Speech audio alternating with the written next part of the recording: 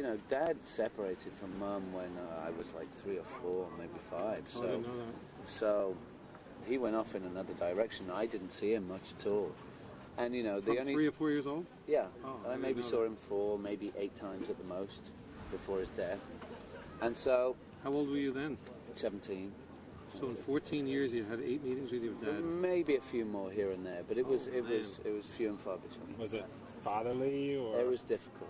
Yeah. It was very difficult, and also seeing as he'd started a new life with Yoko and having another baby, Sean, the whole attention was directed over there. So, I mean, wow. when Mum separated, you know, all she asked for was clothes for my back, food for my stomach, and enough money to put me through school. So we grew up basically not poor, but we weren't poor, but we weren't rich. Not like either. you think John Lennon's son will grow up. Oh no, no. Wow. And it was very difficult for her and for me because the majority of people still today in the world believe that. You know, I've had millions since I was 3 years old. If you would have asked me, I would have said that. Yeah, and I've always worked for my own money. I've waited, I've done this, I've done that, and finally I took off with music. So, I mean, everything that I have done and my mother has done has purely come from our own hard work. You know, and it seems that everyone knowing or hearing of your father seems like they know your father, and how is that? Yeah, well, it's very difficult because, I mean, I appreciated the man's music very much. I think he and the rest of the guys in the Beatles were phenomenal. But as a father, I don't have much respect for him at all, and as a person to some degree. I mean, I forgive him because obviously it must have been a very difficult and strange time, especially with the huge success and just the diversity of moving around the world, meeting different creative people. So I understand it, but from a son's point of view, looking back to see where his father was, knowing he was around, but not communicating, was a difficult thing to deal with. And so I have a lot of, there is still some bitterness there, of course, but there is forgiveness also.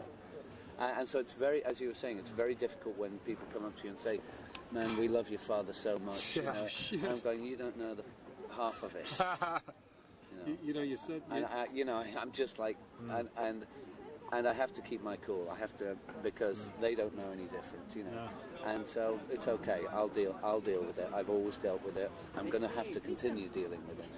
And so a lot of it was coming to terms with all of that.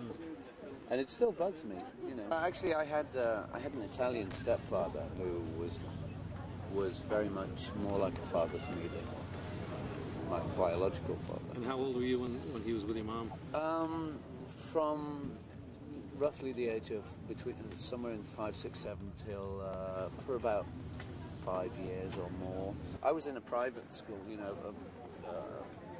private money school, and there was a comprehensive school across the street, which was paid for by the government, and I would have to either run home for my life, literally. I lived about a mile away from the school.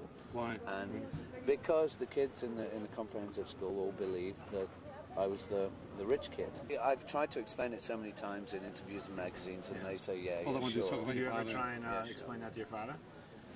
Well, no, it was too late. I was just trying to get to know him in the first place, and it was difficult enough as that was. What do you remember about that? There was a lot of distance. I wanted to run up and grab him and hold him and say I loved him, but he didn't know how to handle that. I mean, it was very. I can understand that point of view. You separate from a kid, you have a kid somewhere in the world that you know is in England, and you're living in America with a new family, and your kid wants to come over and see you, and you don't know him. It's got to be strange, it's got to be weird but for him. In a sense, you didn't know him, and you really wanted to embrace him. I wonder if there was any but I was also scared at the same time, because there had been certain situations where he was quite verbally aggressive. If I did something wrong, it wouldn't just be Jules. Did he hit you? I mean, what do you mean? No, verbally aggressive. Verbally aggressive. Did you ever live with him? It would scare the living daylights out of me, and has affected me in life. Wow. I mean, there's. How old were you when you remember some of these things happening?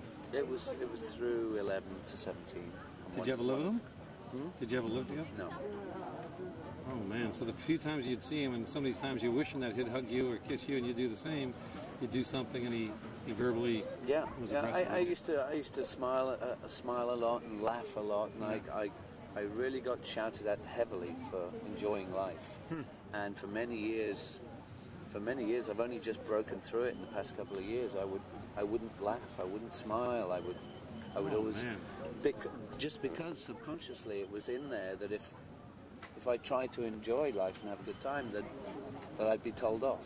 Why do you think it was? Yeah. Why do you think that was like that to you? I don't know. I don't know. Maybe it was.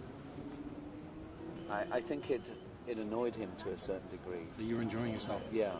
I mean, I honestly don't know. You know, but it was very strange. I feel that one of well, I wouldn't say it was his fault, but I feel one of the difficulties that Dad had with me being around was, I mean, you're never ready for children, but I think he definitely wasn't ready for children. Was he young? Yeah, early 20s, you know. So with the fame, with everything else that was going on, so I clearly understand that, and so in respect of that, I mean, there has been opportunities where I could have had children, but in my own heart and mind and soul, I feel that there will be a right time, and that I have too much work to do at present for the next couple of years. After I've achieved the goals that I've set forth in my own mind, then I can seriously consider a family and taking care of that family and looking after them as best as I can. As I've in the past gone on without him in my life, I continue to do so. But obviously there are times when I think about him a lot. And maybe I do talk to him while I'm lying in bed looking at the ceiling. Maybe he does hear me. So, you know, I missed him then, I miss him now, but it's part of life. I have to accept that, and I have to live my own life, and that's the most important thing for me to do at this time, you know. Not being too funny about it, I felt a lot of warmth and compassion from you and what you've said to me, and why don't you be the dad? If I could get a little hug. Absolutely. It's very strange and very bizarre, and publicly maybe, but who gives a damn? But here we are. You know, fuck it. That's cool. Very cool. God, what a man. We need to stay in touch.